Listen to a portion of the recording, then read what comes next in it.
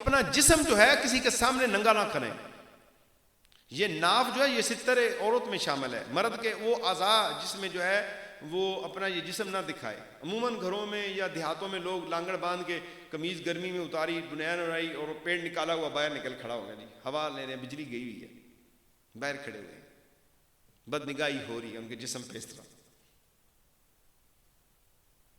عورتیں بھی تو گھر میں موجود ہیں, انہیں بھی تو گرمی لگتی ہے, انہوں نے بھی تو کپڑے پہنے ہوئے ہیں, چادریں پہنی ہوئی ہیں, بیچاری گھروں کے اندر بیٹھی ہوئی ہیں, اور آپ لانگڑ باندھی ہوئی, آدھا سا کاچھا پہنا ہوا, وہ پتہ نہیں اسے کیا کہتے ہیں, وہ پہنا ہوا اور باہر نکل آیا. اور آج کل تو ایسے ایسے نوجوان نظر آتے ہیں کہ جن کی رانیں آدھی آدھی رانوں تک ان کا وہ انڈر ویئر ہوتا ہے, اور وہ باہر نکل آتے ہیں, ہاف سی شرٹ اوپر پہنی ہوئی ہوتی ہے.